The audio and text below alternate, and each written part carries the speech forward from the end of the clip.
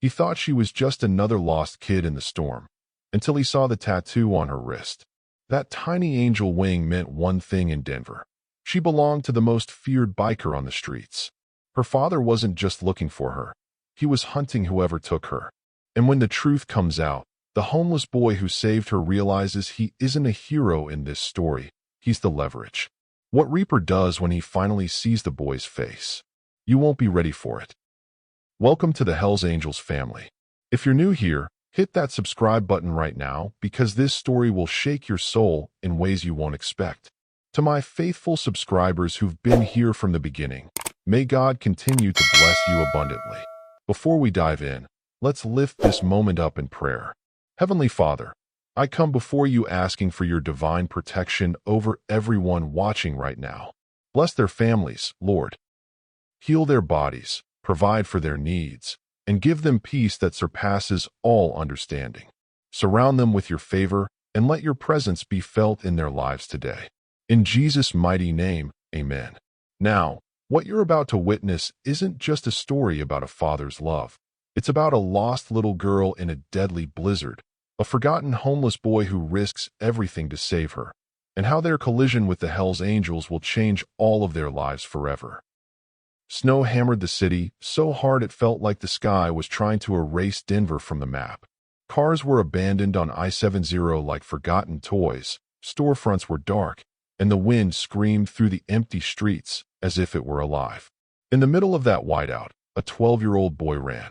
Marcus's lungs burned with every breath, needles of ice stabbing his throat as he sprinted down the alley behind the old brick warehouses in 5 Points. The snow was already up to his shins, and it kept coming, sideways, like someone was throwing it at him on purpose. His thin hoodie was soaked through. The holes in his sneakers let the cold in until he couldn't feel his toes, but he didn't stop. He couldn't, because the sound was still there. A small, broken cry. He skidded, slipped, caught himself on the dented side of a dumpster. The alley was a tunnel of white, the edges swallowed by the storm. For a second he thought he'd imagined it. Too many nights alone, too many bad dreams. Then he heard it again. A whimper. Weak. Fading. Hello. His voice cracked in the wind. Who's there? No answer. Just the storm roaring. Marcus gritted his teeth and pushed deeper into the alley, boots crunching over ice and glass. He knew this place. He'd slept here the week before, when the shelter downtown turned him away for being full. He knew the broken loading dock door, the graffiti on the wall. Layers of tags and curse words, and one faded heart with initials scratched out. The sound came again, to his left. He turned and saw a crumpled shape half buried in snow beside the metal steps. At first, he thought it was a pile of clothes someone had dumped. Then a small hand twitched. Marcus's heart kicked hard. He dropped to his knees, brushing the snow away with shaking fingers. She couldn't have been more than 7. Her jacket had once been pink, the kind little girls wore to elementary school playgrounds and Target parking lots, but now it was torn and crusted with ice. Her brown hair stuck to her forehead in frozen clumps. Her lips were blue. Her eyes, big, hazel, and glassy, blinked at him like she couldn't quite see if he was real. Hey, Marcus whispered, his voice suddenly gentle. Hey, stay with me. What's your name? Her teeth chattered. Lily. Lily, okay. He swallowed, feeling the panic crawl up his throat. Nobody was coming down this alley. Nobody ever did. Not on a good day, and definitely not tonight. Can you move? She tried to sit up and winced, clutching her side. I'm cold, she whispered. I lost my dad. Marcus looked up and down the alley. No footprints except his. No car lights. Just a world made of snow and silence. He knew what happened to people who stayed outside in weather like this. He'd seen it once, 2 months ago, an old man they covered with a sheet near the bus station downtown. The volunteers said exposure, like it was just a word and not a slow, quiet way to disappear. He wasn't going to let that happen to her. Okay, listen to me, he said, his voice suddenly firm, older than 12. I'm going to get you somewhere warm, all right? You just gotta trust me. Her eyes filled with tears. Daddy told me not to talk to strangers. He let out a humorless laugh, the sound swallowed by the wind. Yeah, well, tonight you got stuck with one. He leaned closer. But I'm the only one you've got. You want to see your dad again? She hesitated, then gave the smallest nod. Then we move now. He slid his arms under her, shocked by how light she was, how stiff her fingers felt when they clutched at his hoodie.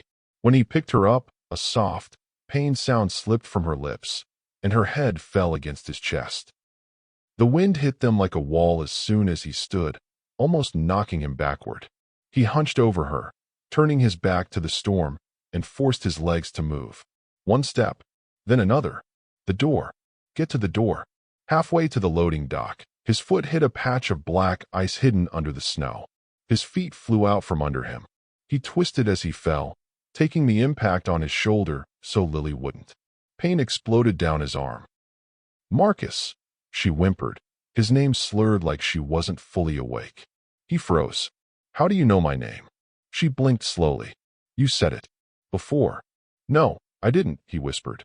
An icy thread of unease slid down his spine, colder than the wind. He didn't press her. Not now.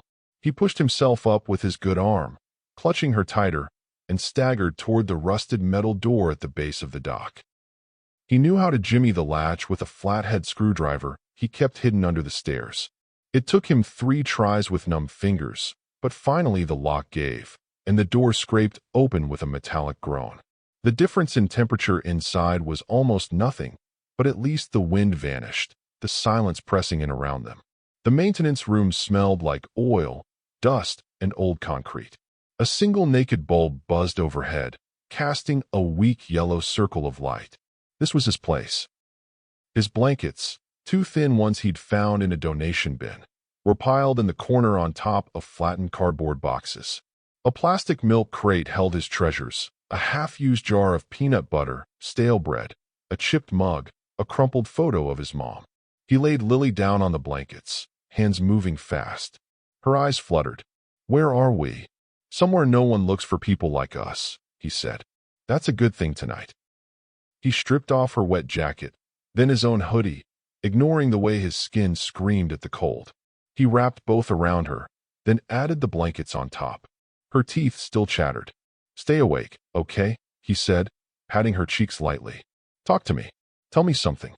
I want my dad, she whispered, eyes filling again. He rides a big bike. It's loud. He calls himself Reaper, but his real name is. Her voice trailed off. Marcus froze. Reaper. Even he had heard that name.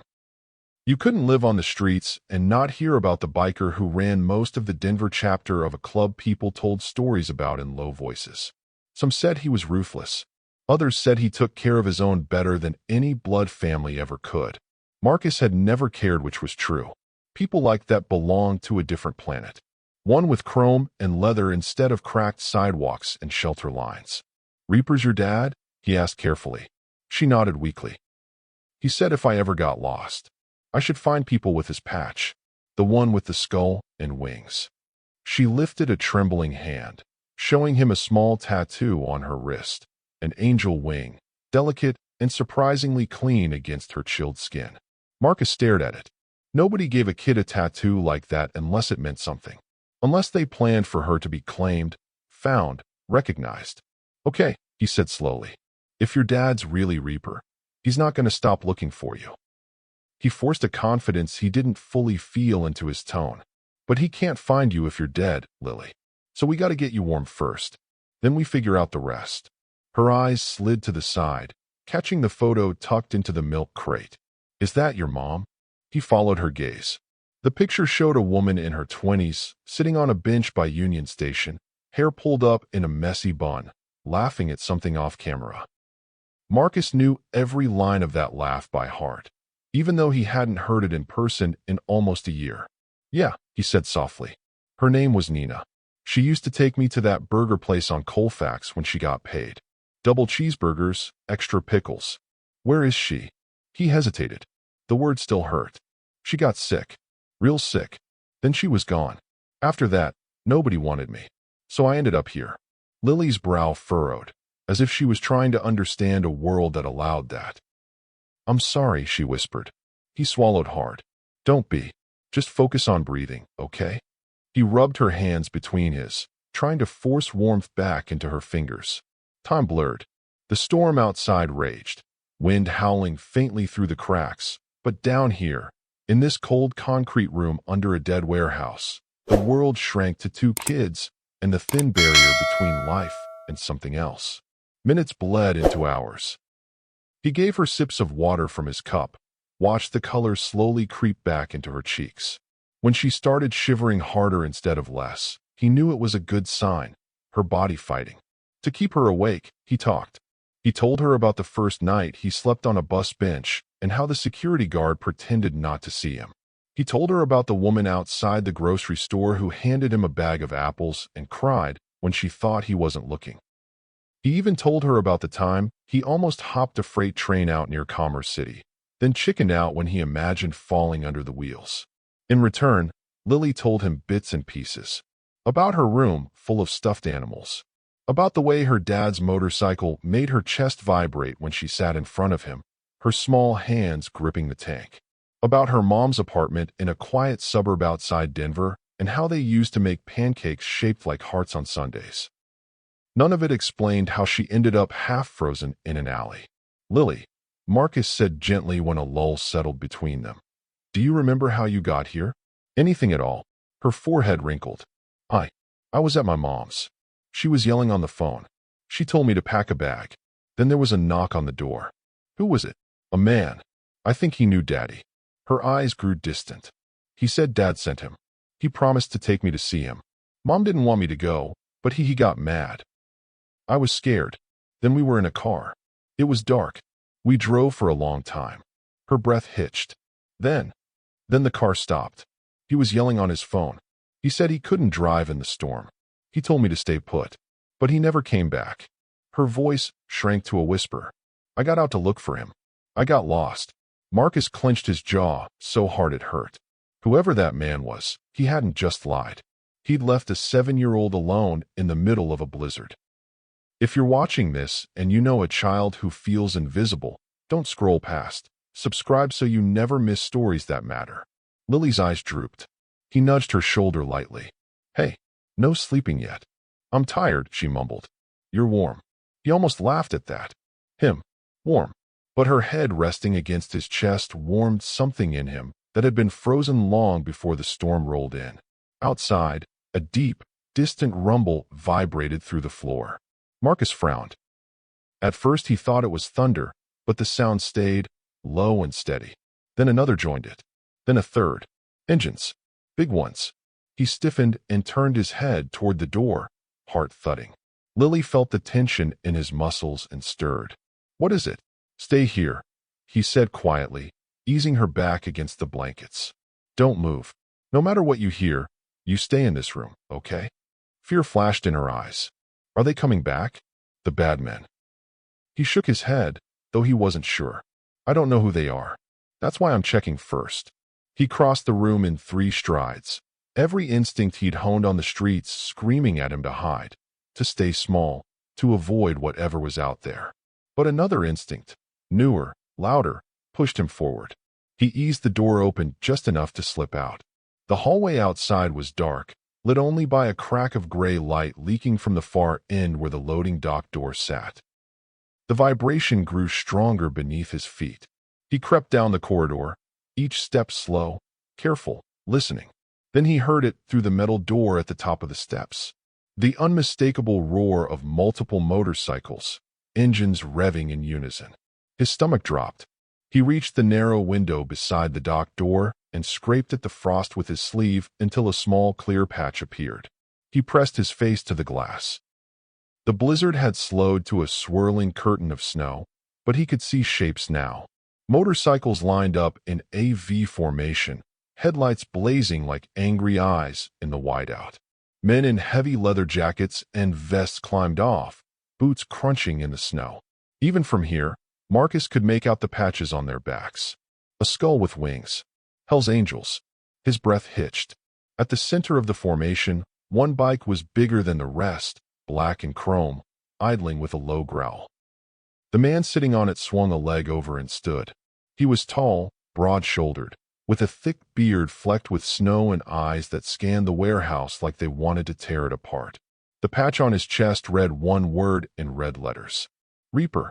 Lily's dad. He should have felt relief. Should have thought, finally, someone who can fix this. Instead, the hair on the back of his neck stood up. Reaper stalked toward the door, each step precise, controlled, dangerous even without a weapon in sight. The other bikers fanned out, forming a loose semicircle around the loading dock. Marcus backed away from the window, heart pounding so hard he thought they'd hear it through the walls. If these men were anything like the stories, they weren't the kind of people you surprised. They were the kind who decided whether you walked away at all. He spun and ran back down the hall to the maintenance room, feet barely touching the floor. Lily was struggling to sit up when he burst inside. "Who is it?" she asked, panic in her voice. He grabbed the blankets and wrapped them tighter around her. "Your dad's here," he said. "And he didn't come alone." Her eyes lit up, hope blazing through the fear. "Daddy." "Shoo," he whispered. "Listen to me. Until I know what kind of man he really is, you stay behind me. Got it?" She stared at him, confused. "He's my dad." "Yeah," Marcus said softly. "And my dad was supposed to keep me safe too." Before she could answer, the entire room shook with a thunderous bang. The front door of the warehouse had been kicked in. Boots pounded above them. Voices shouted, echoing down the stairwell. A deep, commanding voice cut through the others like a blade. Marcus didn't need to hear the words to know who it belonged to. He moved in front of Lily, planting himself between her and the door, every muscle coiled, every nerve screaming. He had nothing. No weapon. No plan. Just a promise he'd made to a freezing little girl in an alley. The maintenance room door handle rattled once. Twice. Then it turned. The door swung open. If you've ever watched a story and thought, what if that was my kid in the cold? Subscribe and tell us where you're watching from in the comments. A massive figure filled the doorway, snow still clinging to his beard, leather vest dark against the pale overhead light. His eyes swept the room, landed on Lily, then on Marcus standing in front of her with his fists clenched. For a heartbeat, nobody moved. Then Lily's voice cracked the silence. "Daddy."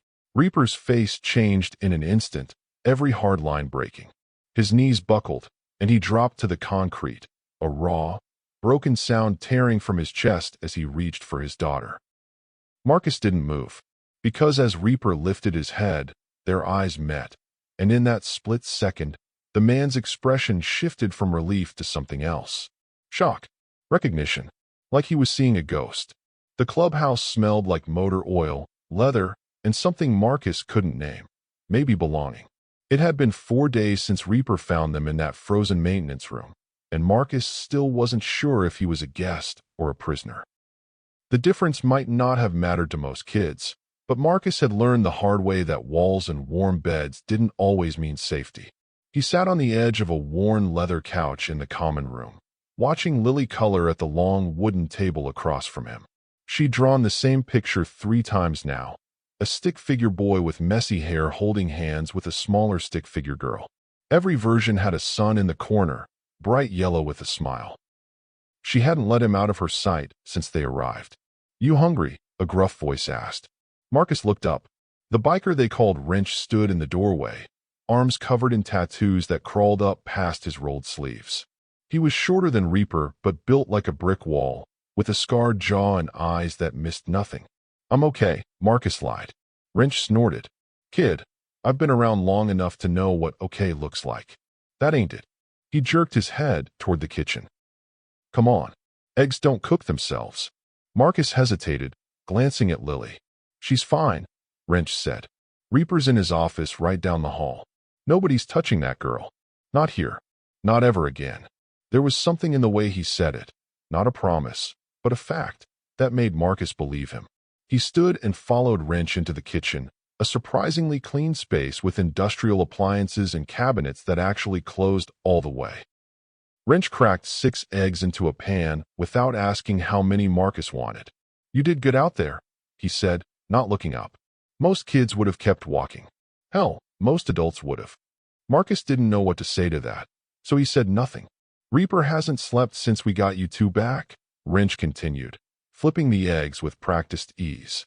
"Man's been chasing ghosts for 4 days straight, trying to figure out who took Lily in the first place." Marcus's stomach tightened. Did he find out? Not yet. But he will. Wrench slid the eggs onto a plate and handed it to Marcus along with a fork. When he does, God help whoever's responsible. Marcus ate standing up, the eggs warm and buttery in a way that made his throat ache. He hadn't realized how hungry he was until the first bite. Wrench watched him with an expression Marcus couldn't read, something between approval and sadness. You got people? Wrench asked. Anyone we should call? Marcus shook his head. Just me. What about your dad? Never met him. Mom said he left before I was born. Wrench's jaw tightened. And your mom? Dead. Cancer. The word still felt like swallowing glass. She tried to hide it from me for a while, but I knew. She got thinner. Slept more. Then one day, she just didn't wake up. Foster care. For about 3 weeks. Then I ran.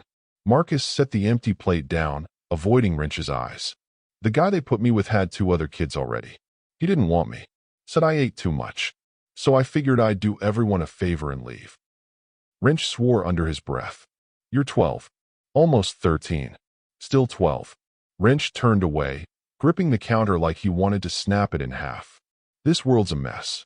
Before Marcus could respond, heavy footsteps echoed down the hallway.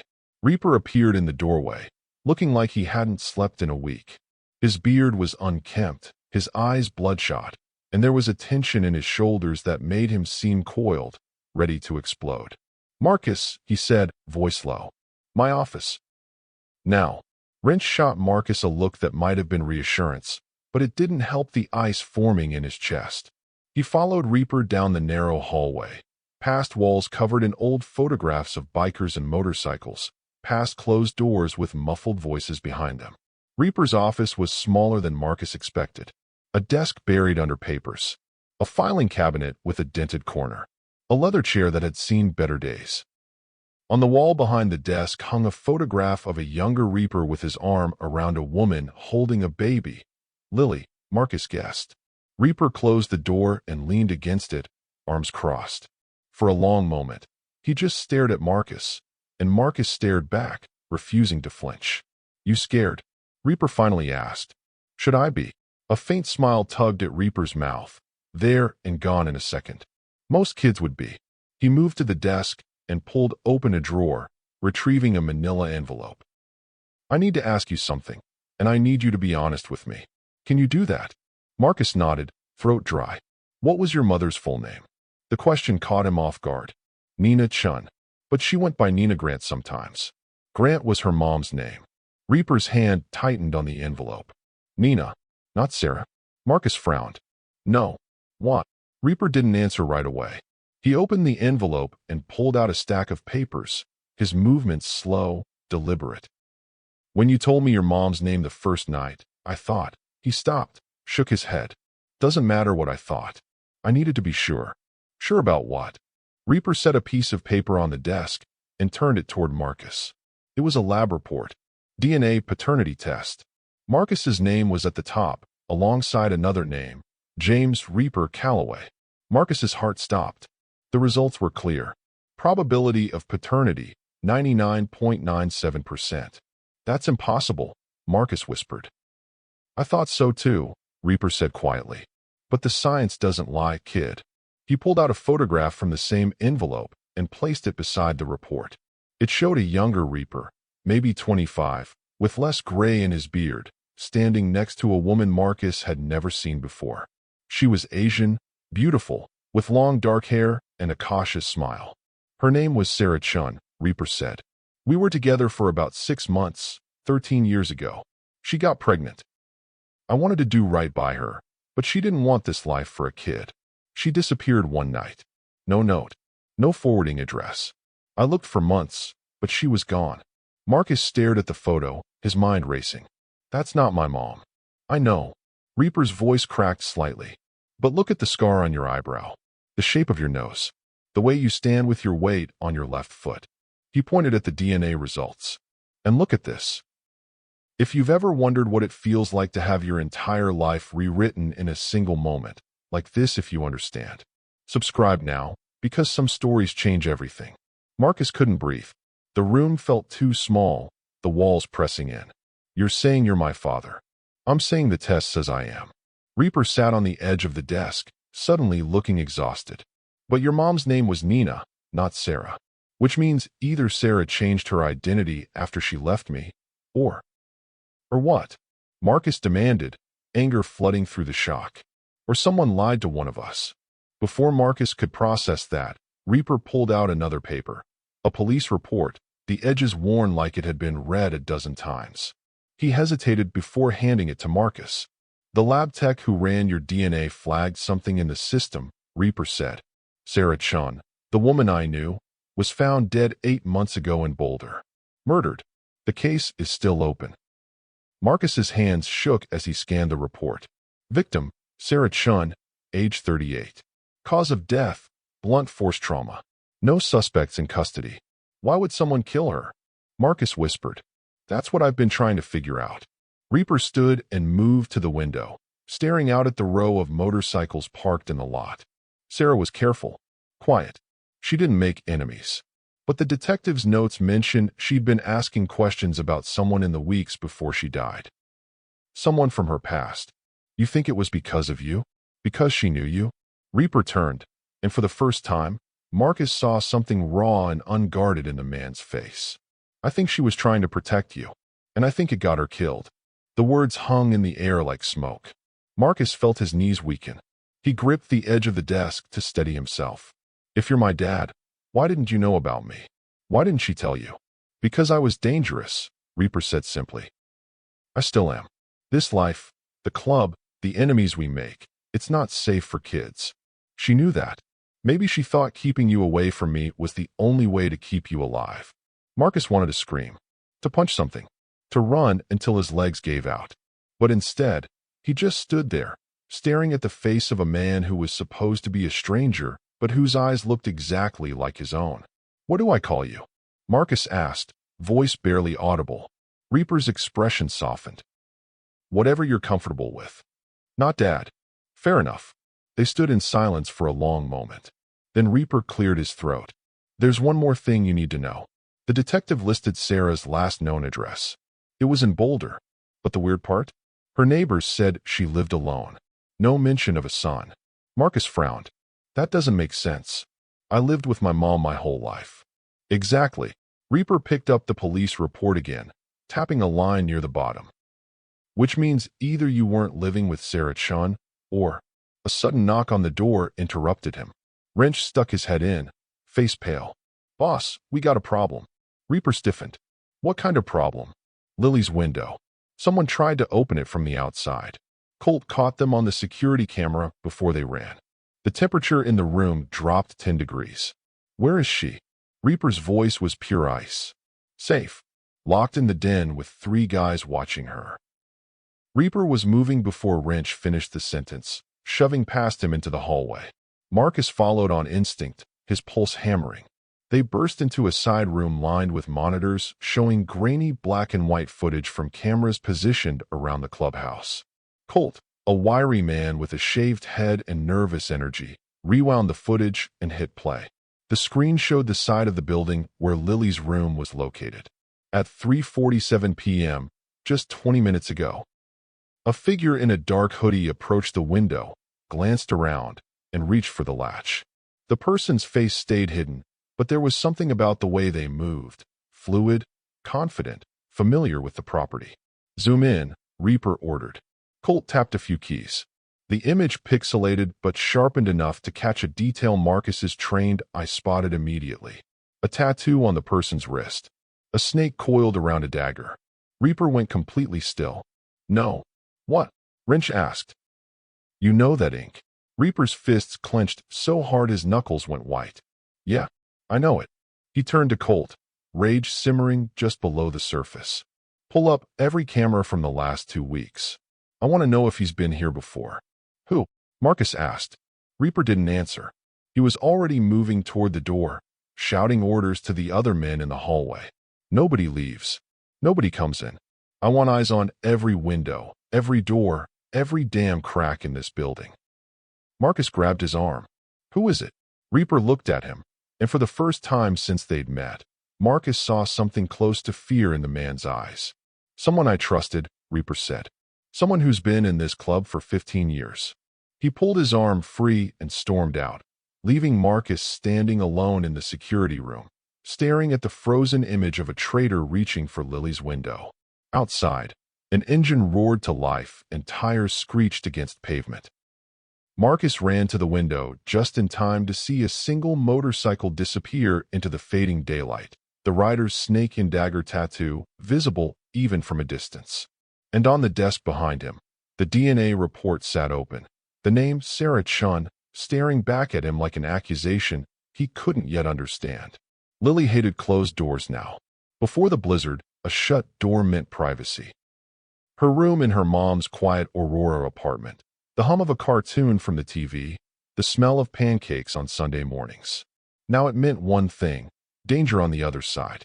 She sat cross-legged on the clubhouse den couch, clutching a stuffed bear one of the bikers had won from a claw machine for her that morning. The TV played some kids' show, but she wasn't watching. Her eyes kept drifting to the hallway, where men with heavy boots and heavier expressions moved like shadows. Marcus sat beside her, elbows on his knees, staring at nothing. He'd been quiet since Reaper stormed out after seeing the tattoo on the security footage. The word traitor had hung in the air like smoke nobody wanted to breathe. "Are we in trouble?" Lily asked, voice small. Marcus forced his jaw to unclench. "You're not," he said.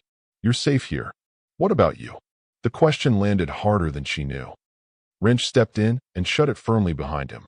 His usual rough humor was gone, replaced by something more serious. "TV off," he said. Lily obeyed instantly, grabbing the remote and clicking the screen to black. The sudden silence made the clubhouse feel like a held breath. "What's going on?" Marcus asked. Wrench looked at both kids, then dragged a chair in front of them and sat down, forearms on his knees. "You two need to hear this straight. No sugarcoating," he said. "Someone tried to get to you, Lily. Someone who knows this place. Knows us." Lily's fingers tightened around the bear. "The man from the car?" "We don't know yet," Wrench said. "But whoever he is, he's not a stranger. Not to Reaper. That makes him twice as dangerous." Marcus felt his stomach knot. Reaper said it was someone he trusted. "Yeah." Wrench sighed. "Name's Colt. Been riding with us a long time. He was at Lily's birthday party last year. Helped install the security system here, which is why he knew where we were blind." Lily's eyes filled with tears. "Why would he do that?" "Daddy says family doesn't hurt family. That's what makes it hurt the most when they do," Wrench replied softly. "If you've ever trusted someone who turned out to be the danger, like and subscribe so more people see stories that tell the truth." Marcus leaned back, heart pounding.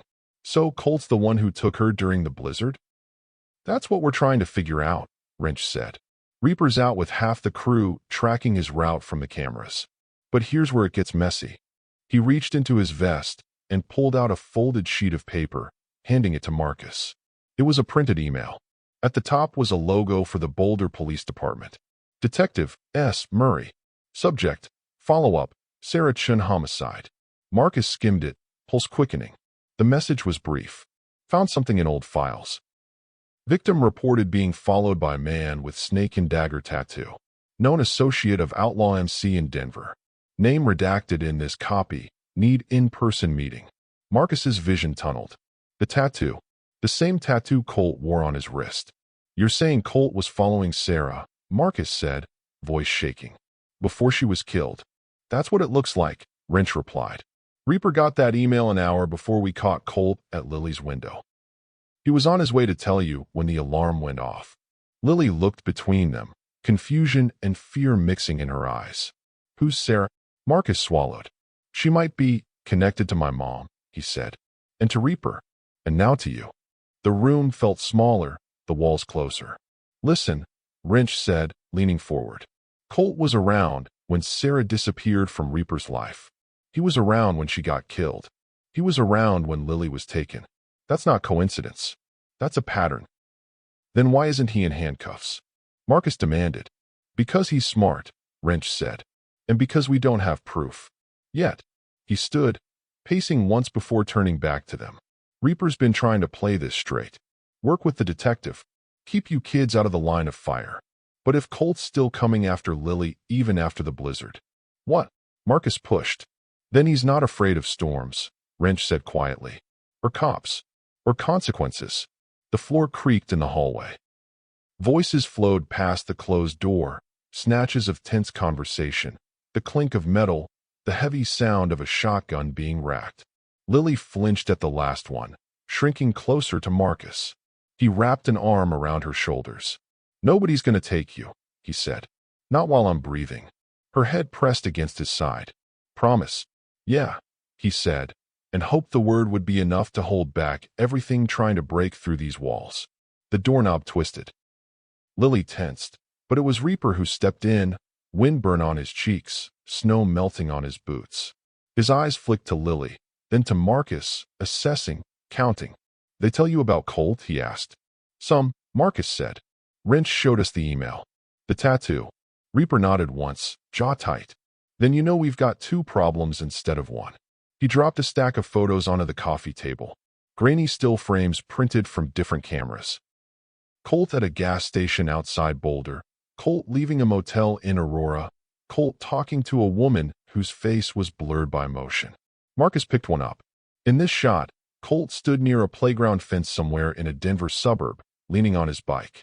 In the background, half hidden by distance, a little girl in a pink jacket played on the swings. Lily's jacket. How long has he been watching her? Marcus asked, voice barely above a whisper. Longer than I want to believe, Reaper said. We think he's been circling both of you for months. Maybe longer. Lily's eyes were wide. But why? Did I do something wrong? Reaper dropped to one knee in front of her, taking her small hands in his big, rough ones. You hear me, Lil, he said, his voice rough. Nothing that's happening is your fault. Not a single thing. You didn't cause it, and you don't deserve it. Then why? Reaper hesitated.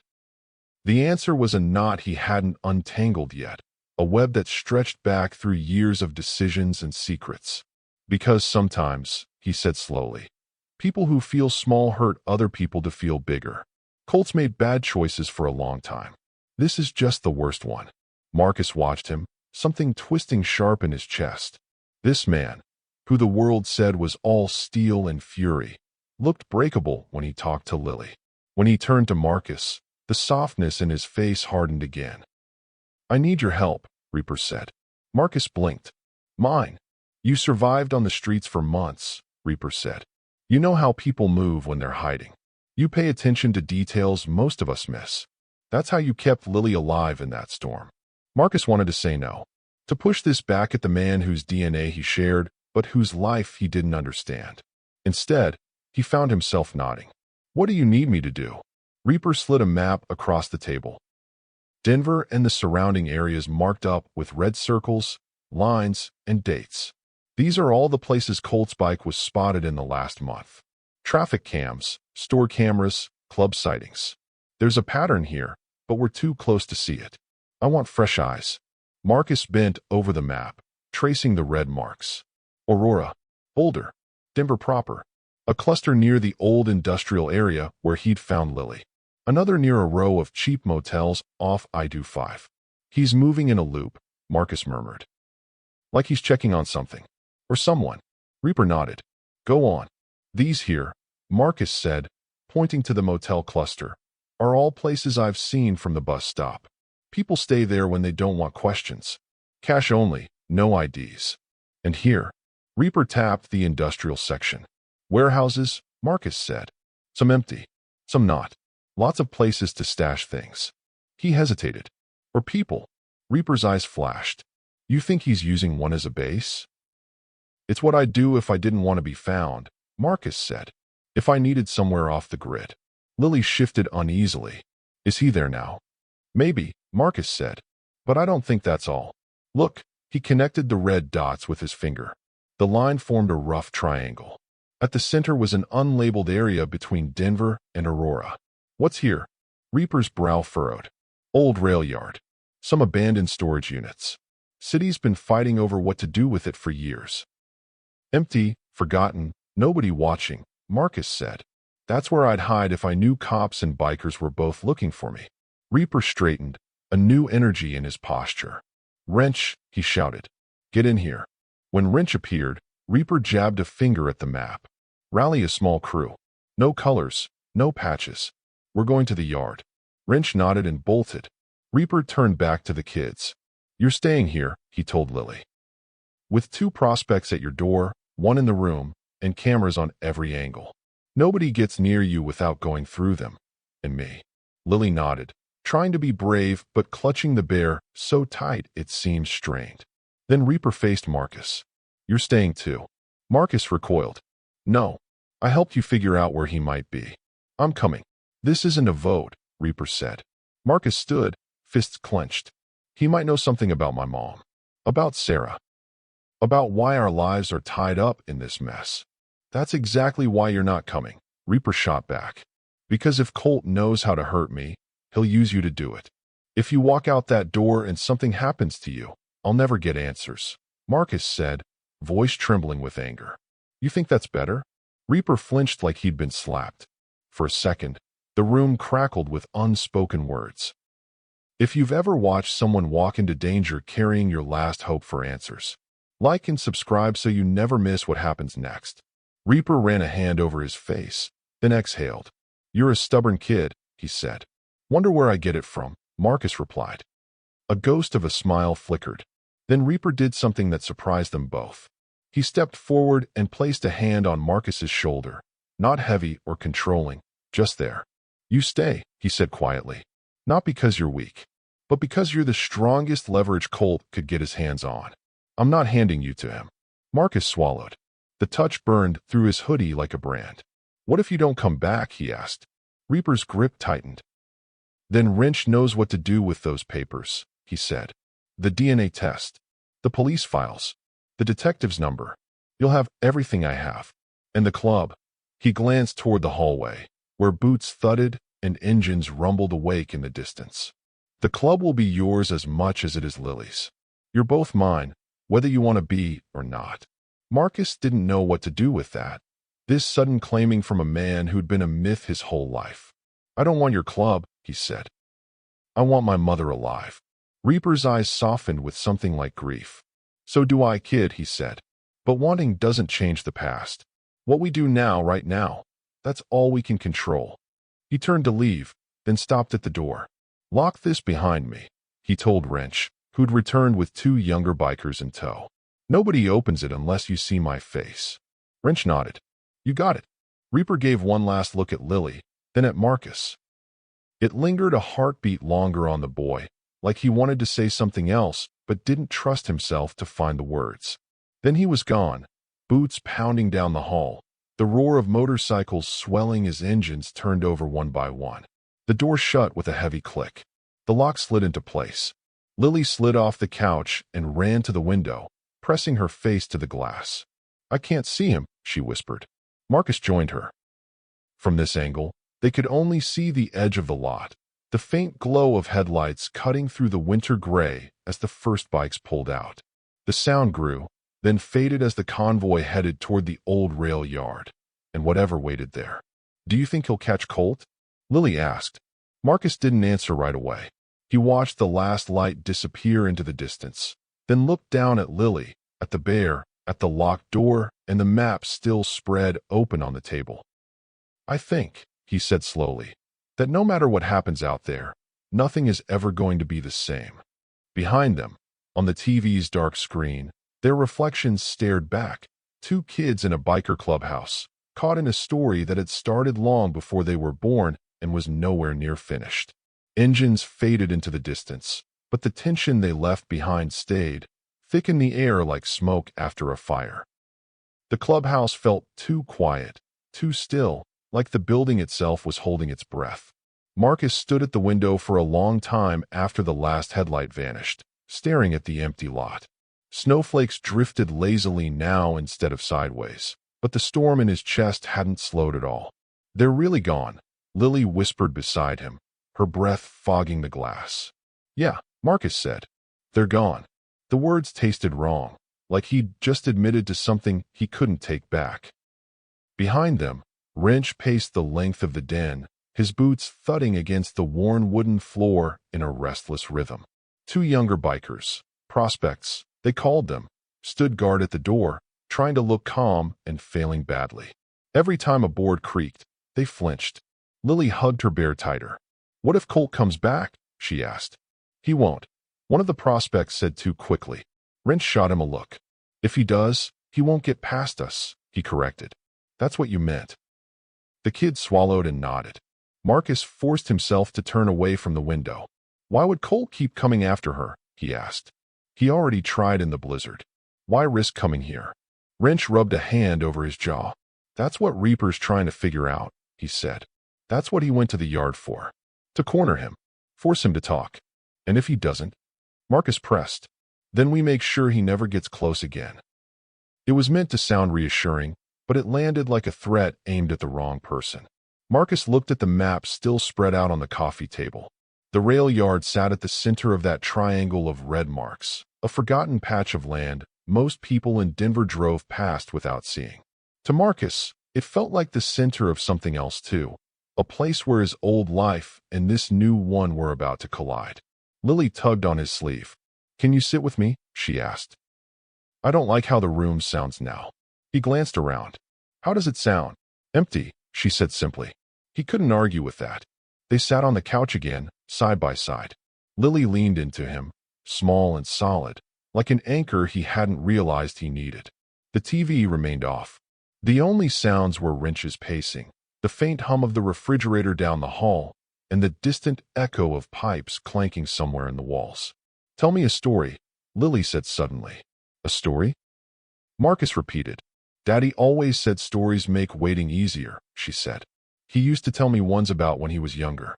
Before the bikes. Before the club." Marcus tried to picture Reaper without the leather, without the beard and the scars and the weight of an entire chapter of bikers behind him. The image wouldn't come. "I don't know his stories," Marcus said. "I only know mine."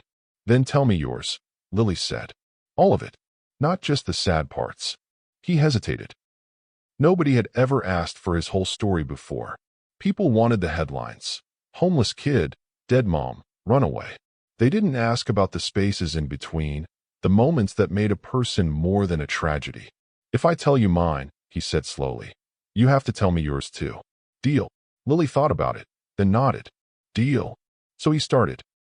He told her about the tiny apartment he'd shared with his mom near Union Station, the way the train's distant horns had become part of their lullaby at night.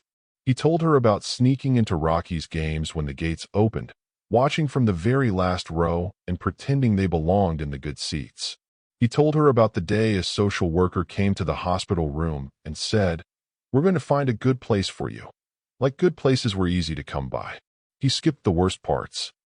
The nights in alleys, the hands that reached too slowly with help or too quickly with harm. Some events he'd never say out loud. Not to a 7-year-old. Maybe not to anyone. Lily listened like the story was a rope she was holding on to. When he finished, she was quiet for a moment. Then she whispered, "You should have had more people." Marcus frowned. "What do you mean?" "More people who stayed," she said. "Like my dad and the bikers. Like Wrench. People who come back after they leave." The observation struck deeper than she knew. He cleared his throat. "Okay, your turn." She shrugged, staring at the floor. "My story's not as big." "It doesn't have to be big," Marcus said. "Just true." She took a breath. "I was born in California," she said. "Daddy says I came out screaming so loud the doctor almost dropped me. He took me for little rides when I was a baby. Not on the bike. In the car. But he'd make motorcycle noises so I'd stop crying." Marcus smiled despite everything. "We moved to Colorado when I was 4, Lily continued. "Mom wanted me to go to a normal school and not grow up in a clubhouse." That's what she said. Her face twisted. They fought a lot. Not like hitting. Just yelling. Then one day, Mom said we were leaving. She said Daddy's world wasn't safe. He said he could make it safe. She didn't believe him. Her fingers picked at a loose thread on the bear's ear. "She told me Daddy chose the club over us," Lily said. "But Daddy said he was building the club so he could protect us." I didn't know who to believe. I just knew I missed one of them no matter which house I was in. That feeling, Marcus knew too well, the wrong kind of choice. If you've ever felt stuck between two people you love, like and subscribe so stories like this reach people who need them. ***. Please like and subscribe if you're still watching. Don't wait until it's too late to stay. Asterisk. Lily swallowed hard. When the blizzard came, Mom was mad at Daddy on the phone, she said. She said he'd sent someone to get me without asking. Daddy said he didn't. Then there was a knock on the door. Colt, Marcus said quietly. I didn't know his name, she replied. He smiled at me. Said he'd take me to Daddy. I wanted that so bad. Mom said no. He got mad. His eyes changed. He said, you can't keep her from him forever. Then, her voice trembled. Then everything went too fast. A bag. The car. The snow. And then he was gone, and I was alone. Marcus's jaw clenched. He lied to both of you, he said. That's what people like that do. They use the truth just enough to make the lies stick. Lily looked up at him. Do you think Daddy could ever lie like that? The question cut through him. He thought about the DNA test, the unanswered questions about Sarah and Nina, and who had protected him and who had left him exposed. He thought about Reaper's face in the maintenance room when their eyes first met, that flash of recognition and something like guilt. I think, Marcus said carefully, that your dad lies to keep people safe. That doesn't make it okay. But it's not the same kind of lie Colt tells. Colt lies to hurt people. Your dad lies because he thinks the truth will hurt more. Lily considered this, then nodded slowly. I don't want him to lie to me anymore, she said. Then you tell him that when he gets back, Marcus said. You make him promise. Out loud. So he can't pretend he didn't know. The word, when hung between them, fragile. A sharp knock rattled the door. Every muscle in Marcus's body snapped tight. The prospect straightened, hands going to their belts. Wrench moved toward the handle. Who is it? He barked. Bolt, came the answer. Reaper sent an update. Wrench cracked the door just enough to see. Satisfied, he let Bolt in and relocked it behind him. Bolt's face was flushed, his hair windswept from the ride. He looked like he'd aged 10 years in the last hour. Well, Wrench demanded. You find him. Bolt nodded, then shook his head, then shrugged, like none of the answers fit. We found the yard, he said, and we found where Colt was staying. But he was already gone. Lily's lip trembled. Did you find Daddy? Bolt's expression softened. Yeah, kid. We got him. He hesitated. He's fine.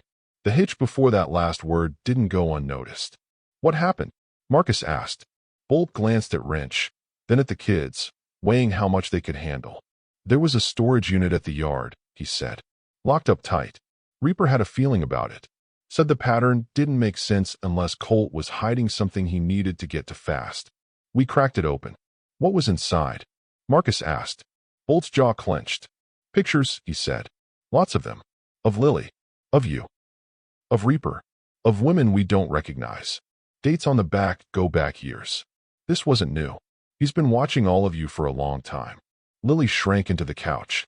Why would someone take pictures of me? She whispered. Because he's sick, Wrench said. Because he wanted control. The more he knows, the more power he thinks he has. Marcus felt like the floor was tilting. You said women you don't recognize, he said. Any of them look like my mom? Bolt shook his head. Not that we saw. But there was something else. He reached into his jacket and pulled out a folded page. Marcus took it, fingers numb. It was a list. Names, dates, locations. Next to some names was a single word, leverage. 2 names near the bottom had stars next to them. Lily, leverage. Marcus, leverage. His chest constricted. This wasn't just about hurting Reaper, Marcus said. He was building something. A plan. We're not accidents. We're pieces. Bolt nodded grimly. And according to the calendar pinned on the wall, whatever he was planning, it was supposed to happen soon. There were circles around the date the blizzard hit. And today, Wrench cursed under his breath. What about now? Marcus asked. Did you find where he went next? We found tracks leading out the back of the yard, Bolt said. Tire marks from his bike. They headed toward the highway, then vanished in traffic. He's ahead of us. For now. Lily's voice was barely audible. He's not coming back here, is he? Bolt hesitated. We don't know. The honesty was both terrifying and oddly comforting. If you've ever wished someone would just tell you the truth, even when it hurts. Like and subscribe so honest stories don't disappear in the algorithm. ***. Don't wait until the next twist to stay. Like and subscribe now so you don't miss it. Asterisk. Marcus looked at the list again, at the word that defined him in Colt's mind, leverage. He wasn't a person, not to Colt. He was a lever to pull to make someone else break. Did Reaper see this? Marcus asked. Yeah, Bolt said. He saw it. He didn't take it well. Where is he now? In the garage, Wrench answered. Told everyone else to stand down for an hour. Said he needed time to think before he did something stupid. Marcus could picture it. The man pacing between the bikes. Rage with nowhere to go. Ghosts pressing in from every wall. Can I talk to him? Marcus asked. Wrench hesitated. He said nobody but Club inside that hour. Marcus held up the list. I'm on this paper, he said. He doesn't get to decide. I'm just leverage without hearing from me first. Wrench stared at him, then let out a humorless laugh. You really are his kid, he muttered. He jerked his head toward the door. Bolt, you stay with Lily. Prospects, nobody else in or out. Marcus, you get 5 minutes. If I'm not dragging you out by then, Reaper will. Marcus stood, heart pounding. Lily grabbed his hand. Don't be gone long, she said. I won't, he promised. He hoped he wasn't lying. The hallway outside felt narrower than before. He could hear the faint rumble of a single engine idling somewhere in the garage, a low growl like an animal pacing its cage. Wrench led the way, then stopped at the door to the garage and looked Marcus in the eye. He's angry, Wrench said. Not at you, but it's close enough he might forget the difference. You stand your ground, but you don't poke the bear more than you have to. Got it, Marcus said. Wrench opened the door. The garage was dim, lit by a few hanging bulbs that cast everything in harsh yellow. Reaper stood near his bike, hands braced on the handlebars, head bowed. His knuckles were raw, and there was a dent in the metal locker beside him that hadn't been there that morning. He didn't look up when they entered. I said I wanted an hour, he growled.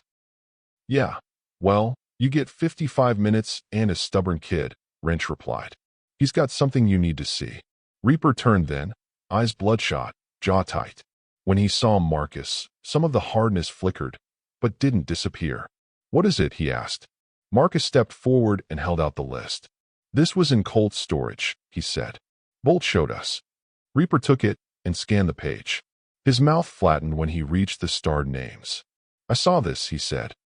And then I decided not to let you see it yet. I'm glad you failed, Marcus said. Reaper's gaze snapped up. Watch it. No, Marcus said, surprising himself with how steady his voice sounded. I won't watch it and I won't wait. I'm on that list. So is Lily. You don't get to decide. I'm too young to know I'm in danger. Reaper stared at him for a long moment. Then he crumpled the paper in his fist and tossed it onto the workbench. You think I don't know you're in danger? He asked quietly. Every time I look at you, all I see is a target someone drew on my back 13 years ago. I didn't draw it, Marcus said. Neither did Lily. Colt did, and whoever else helped him. So stop looking at us like we're mistakes and start looking at us like we're the reason you fight.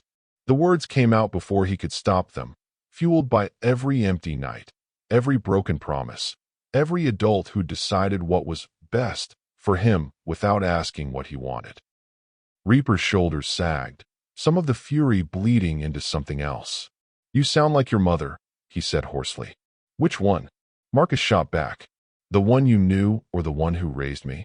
The question hit like a punch. Reaper flinched. I don't know, he admitted.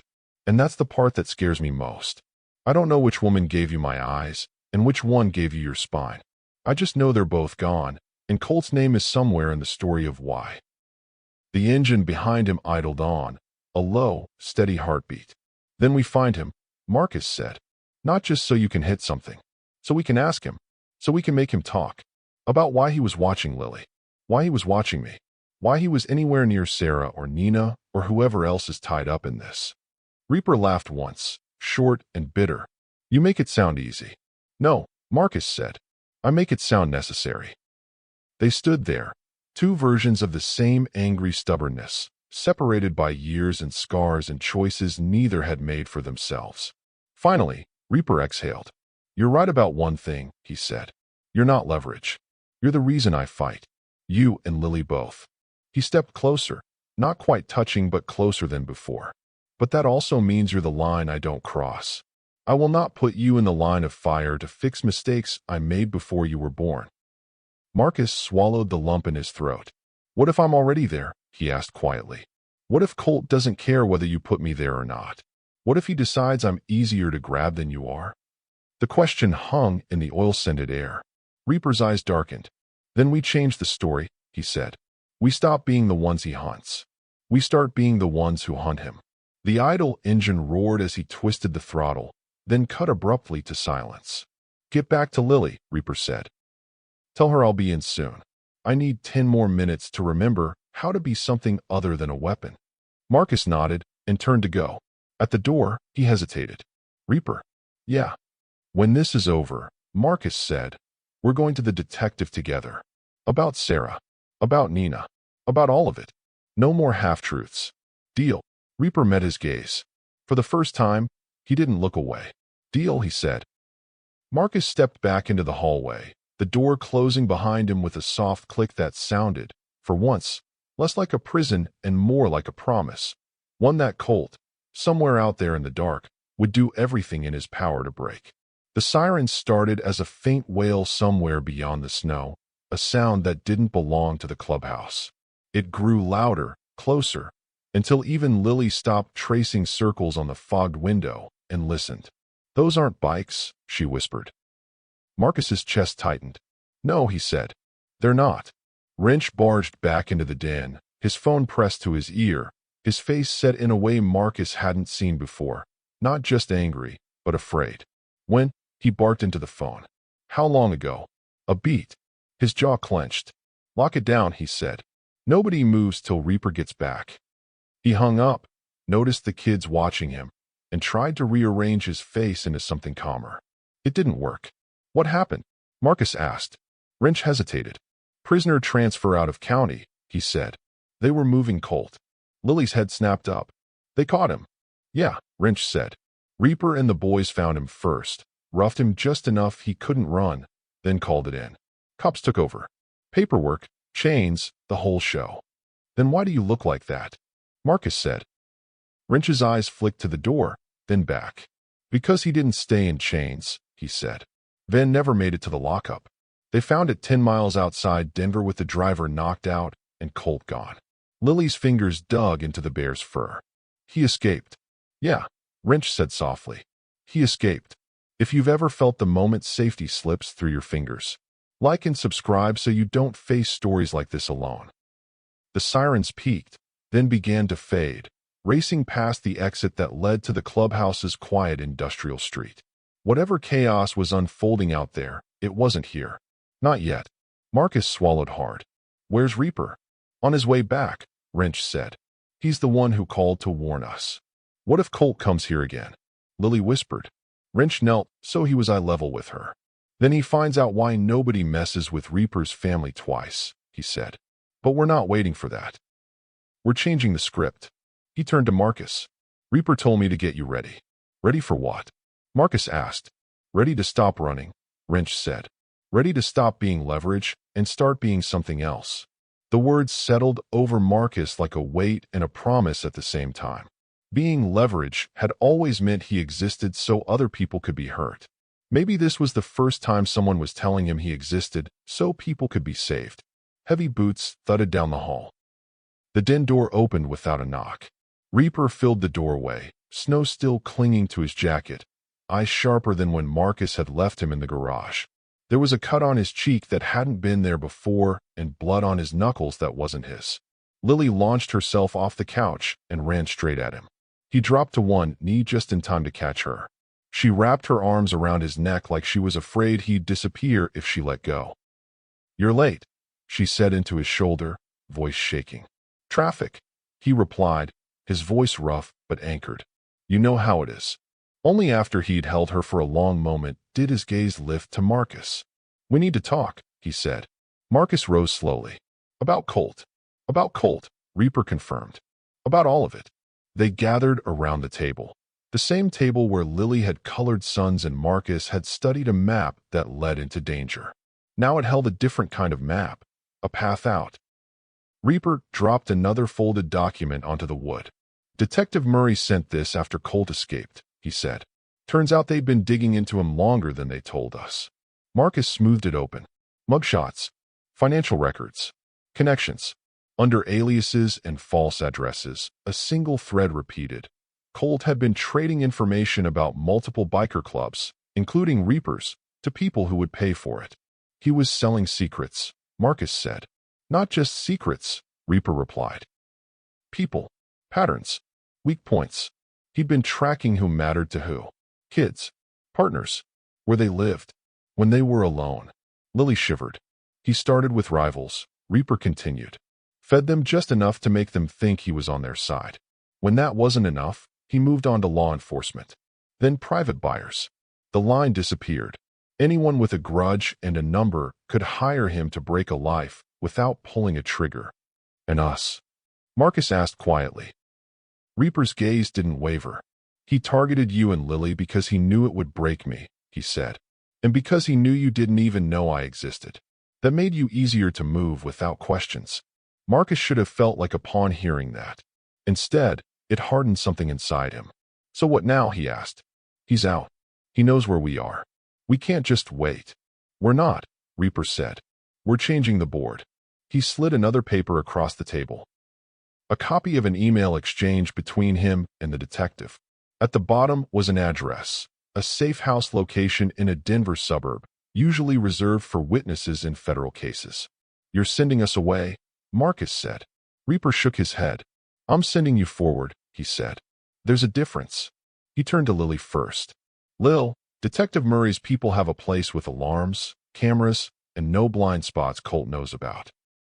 It's near a regular school where kids walk home with backpacks and complain about math homework. You'd be there with people whose whole job is to keep you breathing. And Wrench would be 2 doors down. Lily frowned. You're not coming? Not at first, he said honestly. I have work to finish. There are loose ends in this club and out there on the roads that I need to tie up myself. But that doesn't mean I'm leaving you. It means I'm giving you room to have a childhood without wondering if every engine you hear is the last one. She swallowed. Will I still see you? Every week until you get sick of me, he said, managing a small smile. Maybe more. We're not disappearing from each other again. That part of the story is over. He turned to Marcus. For you, he said, it's a choice. Marcus's pulse spiked. Nobody ever said that to him. Life had always happened to him. Nobody had asked what he wanted from it. You can come to the safe house, Reaper said. New school. A bed that's actually yours. A kitchen that always has food. You could ride on the back of my bike without wondering if I'll drop you off and vanish. Or, Marcus echoed. Or you can stay here as my prospect, Reaper said. Not tomorrow. Not next week. But when you're old enough, and when this mess with Colt is finished, you can learn the business from the inside. Help me change how it works so no other kid ends up on a leverage list ever again. Marcus stared at him. You're offering me 2 families. I'm offering you 2 doors, Reaper said. Both in with you at my table. One just gets there with more homework. For the first time in a long time, the future didn't look like a blank wall.